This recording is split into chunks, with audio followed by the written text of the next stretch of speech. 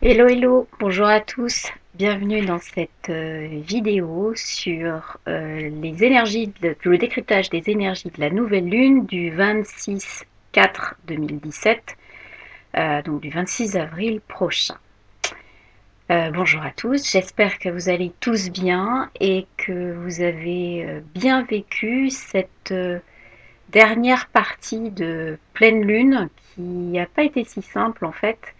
Euh, j'ai eu l'impression que ça nous avait ramené pas mal d'énergie qui nous a fait travailler, hormis le relationnel, avec Vénus qui est repartie direct le 15 avril, une sorte, avec la mise en place de Mercure rétrograde, on a vécu une sorte de fusion du créneau espace-temps, donc quelque chose au niveau du timing, est-ce qu'on peut le faire dans ce temps-là, est-ce qu'on peut pas le faire, comment est-ce qu'on gère les journées, c'est quoi la priorité, il y a eu quelque chose au niveau du timing et ce qu'on peut faire et le fait de lâcher prise sur l'organisation qui a été assez importante, je trouve, durant ces quelques, en tout cas la dernière semaine, voire 10 jours. C'était assez intéressant de voir à quel point finalement le créneau espace-temps est complètement disloqué et que finalement on se retrouve toujours à l'instant présent à devoir quelque part faire les choses qui arrivent jusqu'à nous et plus comme avant les prendre à bras le corps, les disséquer et les contrôler. En fait, il y a eu comme une bascule sur le contrôle, nous faire lâcher le contrôle de beaucoup de choses d'ailleurs, encore une fois, et cette pleine lune, donc bélier balance, balance bélier plutôt, et nous avait vraiment demandé d'aller vers l'harmonie, etc. Mais vraiment, je pense, jusque dans, c'était très subtil, jusque dans les détails pour arriver à nous faire toucher même notre environnement simple, celui qui est quotidien, pour arriver à l'harmoniser, etc. Ce qui n'a pas été simple et le tout ajouté au relationnel qui était un peu bizarre et je dirais à ces espaces de Mercure rétrograde, ces jours stationnaires qui sont toujours très complexes et où se déclenchent les choses. Donc voilà, je reviendrai en détail sur Mercure rétrograde, euh, voilà, et la fin de Vénus rétrograde. Donc, commençons. Cette nouvelle lune en taureau, elle a lieu à 6 degrés 27 du taureau, ce qui veut dire qu'elle va être ressentie vraiment par les premiers décans des signes fixes. Alors les signes fixes, c'est quoi? C'est évidemment le taureau, le signe en face, le scorpion, puis les signes à 90 degrés, que sont le verseau et le lion. Alors, donc ça veut dire que, en tout cas, ces premiers décans-là, et donc la nouvelle lune, c'est quand même, en taureau, c'est toujours un démarrage de la croissance. On est sur une croissance, sur une régénérescence, sur quelque chose qui se renouvelle, sur une proposition de croissance effective, on grandit. Voilà, il y a plein de choses de cet ordre-là, évidemment, le parallèle avec la campagne, avec ce qu'on commence à semer qui pousse, etc., etc., les fruits qui sont en germination, etc., etc. Bon, donc on a annoncé donc une énergie qui est une énergie de croissance. Cette énergie de croissance, elle va se placer sur différents plans. Pour nous, en France, cet ascendant est Lion. Donc, ce qui indique que on va être dans ce qu'on appelle la maison 9, c'est-à-dire la maison, je dirais, du spirituel. Donc, ce qui est spirituel, en tout cas, ce qui est vraiment de l'ordre de la réflexion, de la croyance, de quelque chose qui nous sert de support vraiment à l'avancée, à la compréhension de notre environnement. Donc cet aspect spirituel, on nous demande de grandir dessus. Donc il va y avoir des situations qui vont nous être proposées, bien évidemment, pour grandir dessus, et on va voir que ces situations qui vont nous être proposées ne sont pas forcément des situations simples ni faciles. Malgré tout, ces situations sont pour le bien de notre collectivité, de nos individus, nous en tant qu'individus. Ces situations sont là pour que cette énergie de régénérescence, de croissance, de cheminement, en tout cas d'évolution, elle soit intégrée et mise à profit. Elle est mise à profit aussi par la matière. On est dans le signe du taureau, on touche à la matérialité, on touche au corps, on touche à la nature, on touche à l'image qu'on a de nous-mêmes. C'est pour ça que c'est très en lien avec Vénus. Vénus est la maîtresse, et en astrologie, chaque signe est gouverné par une planète, ou deux. Et là, le signe du taureau, sa planète maîtresse, c'est Vénus. On a bien noté depuis un certain temps que Vénus était rétrograde. Donc Vénus rétrograde, on a vu que c'était sur les relations, et elle est allée rétrograder jusqu'à pouvoir faire une conjonction à Chiron en Poisson à 26 degrés, qui nous indiquait qu'il y avait une sorte de soin des relations actuelles, des relations passées, et ces relations, je dirais, maintenant vont pouvoir, je dirais, être totalement soignées. Alors totalement soignées, ça veut dire quoi? Parce que cette conjonction aujourd'hui de Vénus à Chiron, elle est encore effective. Vénus est repartie direct, c'est-à-dire dans le bon sens, depuis le 15 avril, et Vénus va refaire le chemin qu'elle a fait à l'envers. Donc, en faisant ce chemin, elle va nettoyer une bonne fois des choses qui n'ont plus aussi lieu d'être. Donc, ces relations en maison 8, puisque cette conjonction a lieu en maison 8 en Poisson, certaines relations vont donc se montrer totalement transformées à la base, complètement nouvelles, renouvelées dans leur totalité, et de l'autre côté, certaines vont aussi mourir, entre guillemets. C'est-à-dire qu'elles vont être remplacées par de nouvelles relations, et on va être dans des situations où finalement, on ne va plus trouver les choses qui vont nous accrocher à certaines relations qui seront pourtant des relations parfois anciennes, mais peut-être que ces relations auront, avec Chiron et Vénus, trouvé vraiment leur aboutissement, et à partir du moment où on n'a plus, les âmes n'ont plus rien à travailler ensemble, eh bien elles peuvent aussi envisager de se séparer si ce n'est pas des contrats d'âme. Donc à partir de ce moment-là, on a une profonde métamorphose et évolution spirituelle. Ça, c'est ce qui nous est proposé dans la première partie de cette nouvelle lune en Taureau. Ces relations qui sont soignées, Vénus est actuellement donc carrée à Saturne en maison 5, donc elles ne sont pas non plus stables. C'est-à-dire qu'il faut que Vénus refasse, même si elles sont soignées certaines, il va falloir les refonder, les renouveler. Et donc, il peut y avoir pendant quelques jours une période de flottement qui peut s'instaurer en attendant que ces énergies se refusionnent ou se réactivent sur des bases énergétiques nouvelles, en fait. Et donc, en attendant, ne soyez pas étonnés si certaines bases vous échappent, si à un moment donné vous avez un espèce de flottement dans vos relations, parce que ce carré Vénus-Saturne, il a du mal à se trouver, en fait. On sent que la base n'est plus la bonne, et donc en attendant il n'y en a pas encore de nouvelles. Donc on peut être amené à se poser des questions sur certaines de nos relations. Pour autant, elles ne sont pas forcément mortes, elles ne sont pas forcément terminées, et donc il faut, avant de pouvoir prendre tout un tas de décisions qui pourraient avoir des conséquences lourdes, penser que simplement ces énergies de Vénus carré Saturne, les gens ont besoin de se retrouver encore, de remettre en place entre eux de nouvelles énergies. Donc il peut y avoir une espèce de période de flottement qui est une période qui n'est pas forcément agréable, mais qui ne va pas durer. Et donc à partir de ce moment-là, on va vers une période où Vénus va arriver en trigone à Saturne, et là vraiment on va avoir une énergie nouvelle qui va pouvoir s'expanser et servir de base. Donc surtout, soyez pas trop prompt, surtout que Vénus est en bélier et qu'elle a tendance à pulser un peu après.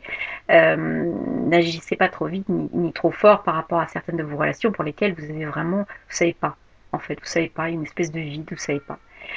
C'est logique, en fait. C'est logique, on n'a pas besoin non plus de sans arrêt de trancher, etc. La 5D nous demande d'accueillir les choses telles qu'elles viennent et simplement d'agir au moment où on va nous le demander. C'est plus comme la 3D où on a besoin vraiment d'aller contrôler la situation, d'aller la découper en petits morceaux pour pouvoir la prendre à bras le corps. Non, là on est vraiment dans la situation inverse. C'est plus de la dualité, on doit traiter une situation dans sa globalité et dans sa fusion complète, dans son équilibre. Donc si on commence à la déséquilibrer, en fait on va la traiter sur un plan inférieur, donc niveau 3D, donc on va récupérer les, les emmerdes entre guillemets du système 3D. Et c'est pas du tout ce qu'on vise. Clairement, c'est pas du tout ce qu'on vise. Donc, bon, traitons les choses vraiment en place. Cet aspect relationnel, donc, c'est le deuxième aspect, donc qui vont en plus du spirituel, donc où on va grandir maintenant. On va pouvoir grandir, on va pouvoir savoir ce qu'on veut dans une relation. Ça, c'est ce que nous apporte cette nouvelle lune en taureau. Savoir ce qu'on veut avec l'affectif. Qu'est-ce qu'on met dans nos relations affectives? Est-ce qu'on les a regardées? Donc, tout ça, ça va aussi nous permettre de travailler ce qui peut-être encore est de l'ordre de certains vieux schémas de dépendance ou d'autres choses, hein, qui sont encore peut-être un petit peu, qui nous embarquent sur des trucs un peu toxiques ou pas toxiques. Est-ce que finalement on doit faire ceci pour quelqu'un, même si on l'aime beaucoup? Bah, pas.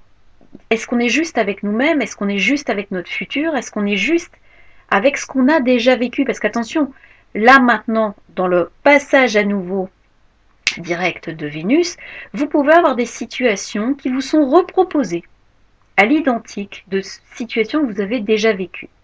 Alors avec des personnes différentes, mais le principe, vous allez voir, vous allez le reconnaître, ça va vous évoquer quelque chose que vous avez déjà vécu et peut-être que vous n'avez pas réussi.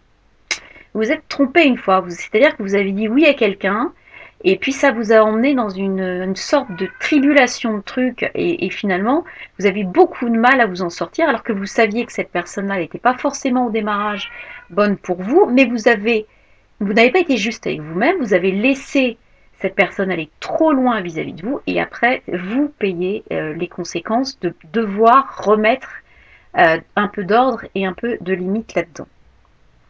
Donc voilà, cette nouvelle lune en taureau, elle est très active et en tout cas, elle nous amène plein d'opportunités, plein de fertilité, plein de créativité. C'est une lune aussi qui se montre très ouverte sur la créativité, sur ce qu'on peut attendre aussi en retour, etc., etc. Donc tout ça, ça va nous demander d'équilibrer encore évidemment nos énergies de donner et de recevoir. Vénus, c'est aussi ça. Donc, est-ce qu'on sait peut-être donner? Est-ce qu'on sait recevoir? Est-ce qu'on s'autorise à recevoir? Est-ce que les choses sont simples et fluides dans la réception? Idem dans le don, hein. Il y en a qui prennent beaucoup, qui ont l'impression qu'ils donnent, mais ils donnent en réalité des choses qui finalement sont assez peu importantes entre guillemets. C'est-à-dire que voilà, ils y pensent même pas parce qu'ils ont le truc en double, voilà, ils donnent.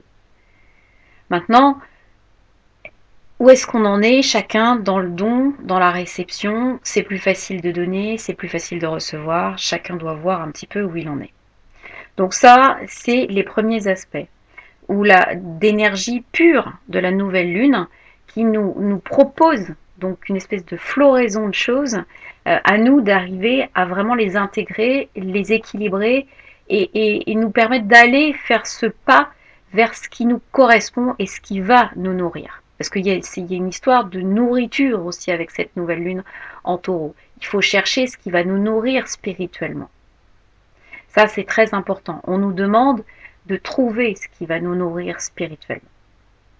Alors pour ça, pour nous aider, eh bien, on va dire que l'univers a pensé à tout, et donc on arrive à un groupe d'aspects qui est toujours notre carré hanté Pluton, Uranus, Jupiter, mais il a décidé de s'activer un peu par diverses choses.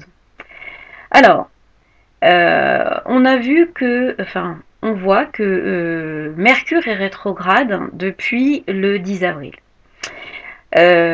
En rétrogradant, donc il était passé en taureau. Et puis aujourd'hui, pour la nouvelle lune du 26, il reforme une conjonction exacte, ou presque, à 1 degré près, je crois. 26. Ouais, c'est ça. À Uranus et à Eris. Donc on l'a déjà vécu, hein, la conjonction dans le truc direct. Mais là, on est en rétrogradation. Donc, il y a quelque chose, il y a un aspect à réfléchir, il y a un aspect introspectif, il y a un aspect qui ne convient pas, qui doit être dégagé, qui doit être réfléchi, qui se pose. Évidemment, tout ça est en bélier, donc c'est extrêmement explosif. C'est d'autant plus explosif aujourd'hui que Mars est passé depuis quelques jours en Gémeaux.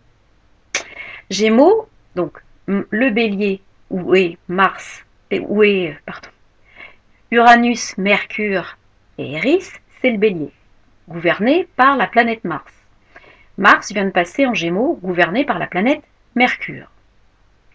Donc les deux sont interdépendants. Alors ça veut dire quoi? Ça veut dire que aujourd'hui, on a un Mars en Gémeaux qui représente un peu les chicaneries, la polémique, des choses qui ne sont pas très chouettes au niveau du langage et de la réactivité. On va dire qu'il y a des réactivités qui sont extrêmement violentes avec Mars en Gémeaux. Mars est opposé, d'autant plus que Mars est opposé à la Lune noire en Sagittaire, donc le signe de Jupiter, qui est un signe d'expansion, et surtout la Lune noire, c'est la part d'ombre.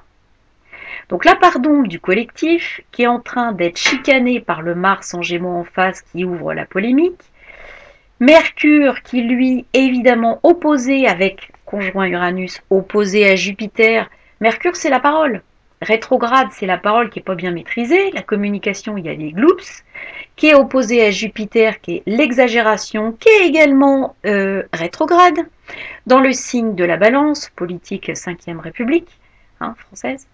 Et le tout carré Pluton-Junon, donc la politique idéale, nos valeurs de politique, on voudrait retrouver quelque chose d'idéal là-dedans, en Capricorne.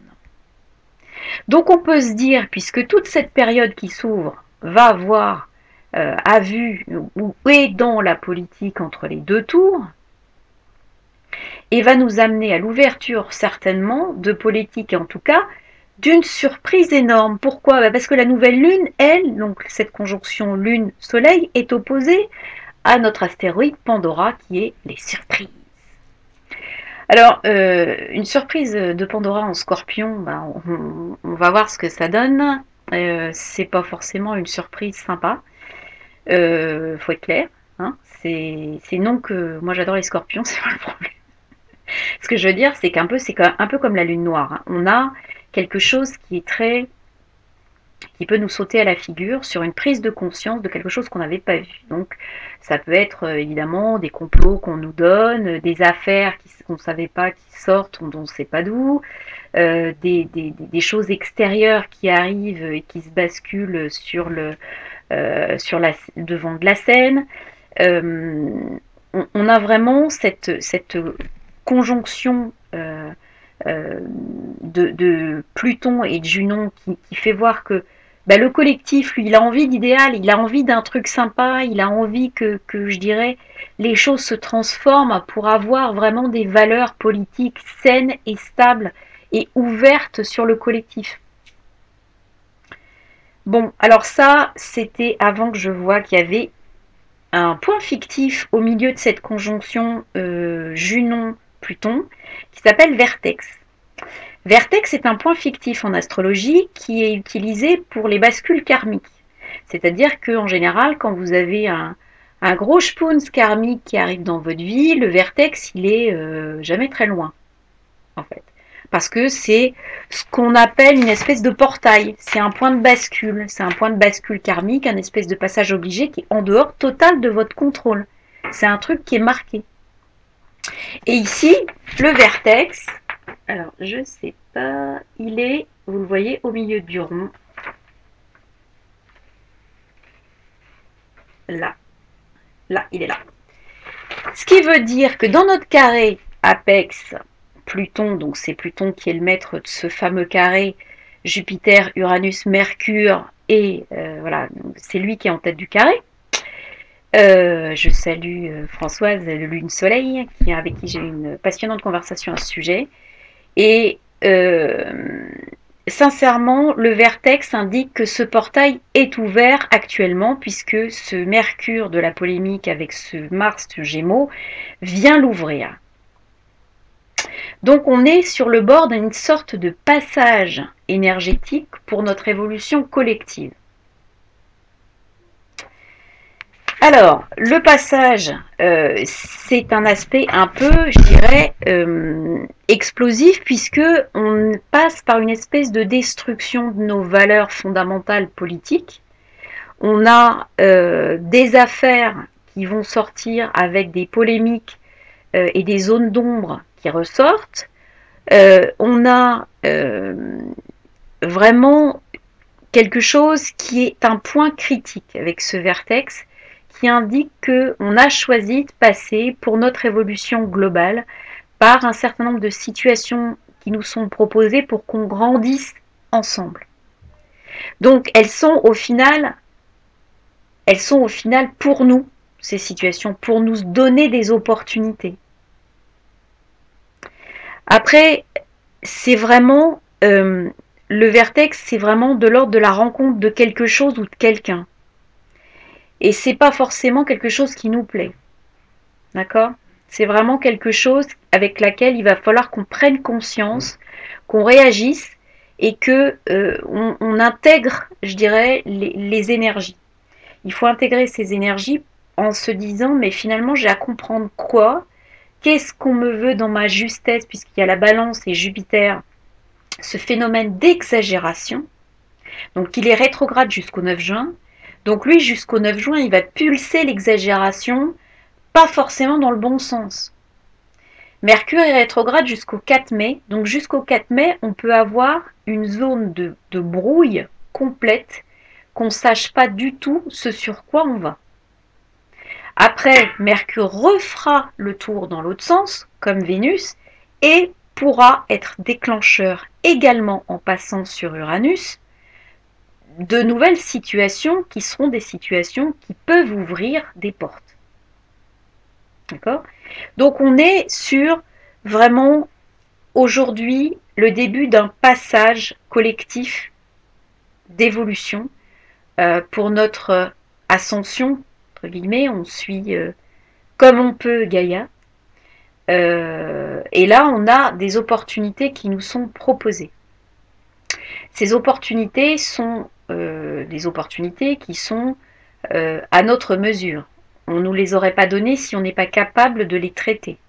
Donc chacun d'entre nous a aussi la possibilité de regarder, d'intégrer et de voir en quoi il a la possibilité, lui, de pouvoir interagir et équilibrer ses énergies à l'intérieur. Ça, c'est super important. Chacun peut le faire avec sa mission de vie. On a tous des chemins de vie différents qui doivent équilibrer tout ça, qui doivent permettre au collectif de s'appuyer sur ces individus. C'est ce qui nous est demandé aujourd'hui, de faire naître un collectif, de faire passer le collectif en donnant à chaque individu la conscience de son rôle, la conscience, donc avec Uranus, la pleine conscience de sa place. Donc c'est un passage, un changement, une métamorphose, mais pour aller vers quelque chose de stable, pour aller vers quelque chose où les individus finalement sont reconnus, pour aller vers la transformation qu'on n'attend pas vraiment, puisque on met en perspective les moyens, alors que ce qu'on devrait avoir, c'est le résultat en objectif.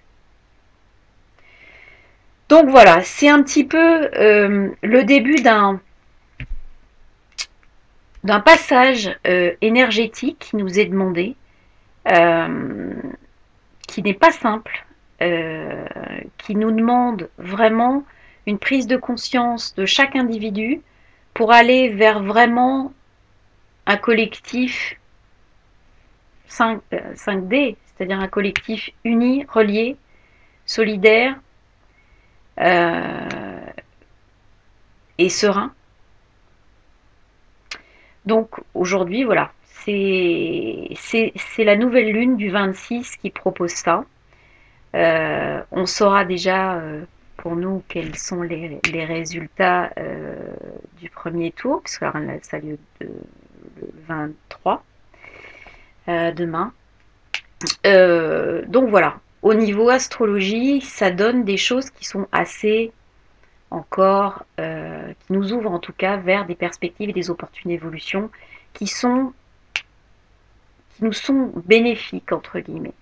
Alors évidemment, bénéfique sur le plan 5D, bénéfique sur le plan 3D, il faut arriver vraiment à se centrer, à les conscientiser et à intégrer notre rôle en tant qu'individu.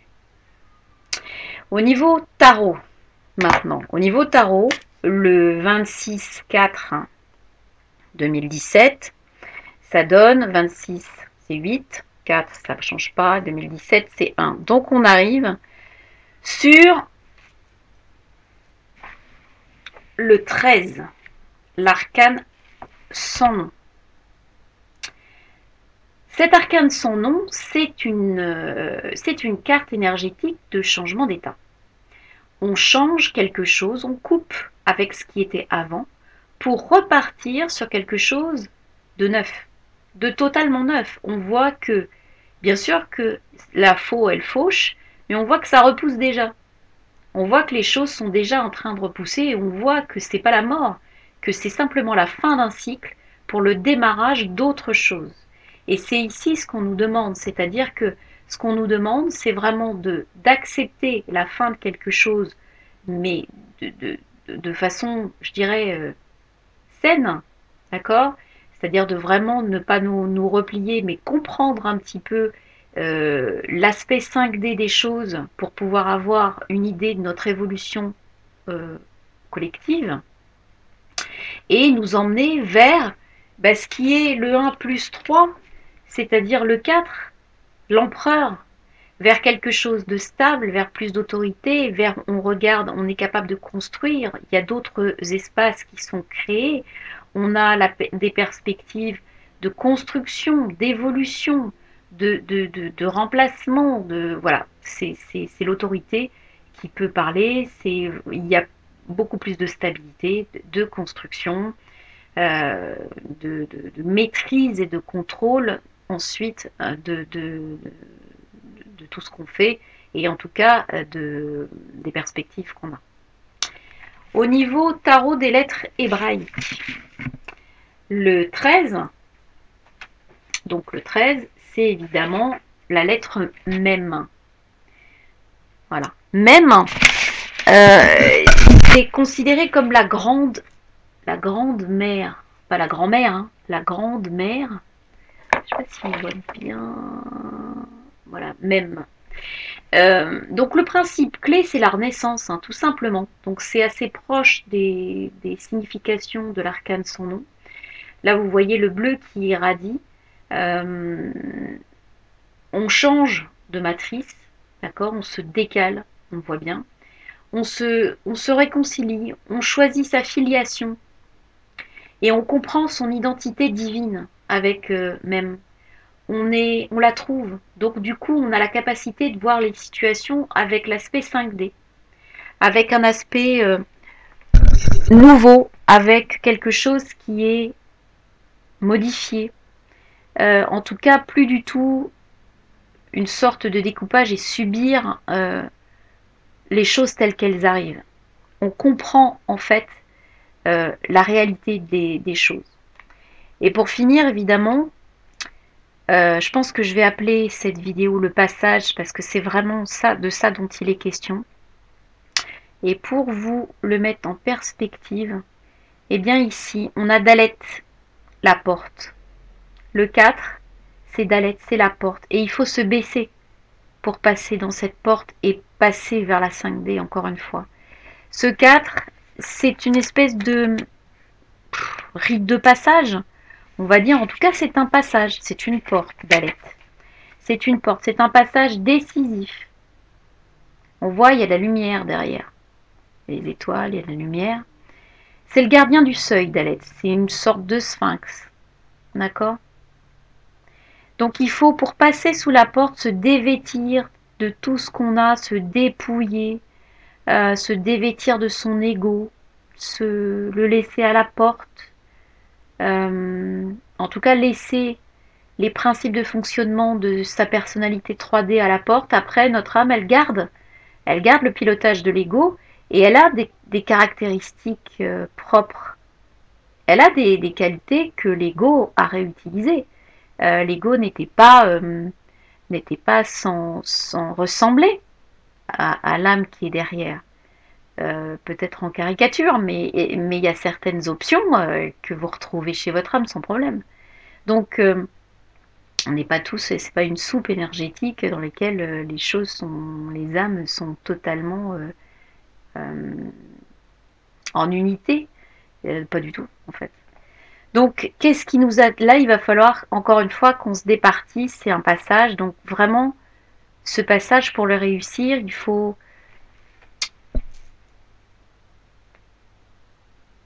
vraiment baisser la tête et se laisser envahir par cette énergie de 5D qui vient nous expliquer finalement ce qui est bon, ce qui va nous permettre de grandir, ce qui va nous permettre d'évoluer, de magnifier un peu de ce que l'on est chacun pour pouvoir rendre service au collectif et avoir notre place aussi. Voilà, j'espère que je vous ai pas trop cassé le moral avec mes histoires. Je vous embrasse, je vous dis à bientôt, portez-vous bien. Euh, et puis recevez la croissance 5D pour le plus grand bienfait que vous pourrez en tirer. Et voilà, prenez bien soin de vous et des vôtres. Je vous embrasse fort et je vous dis à bientôt. Ciao, ciao.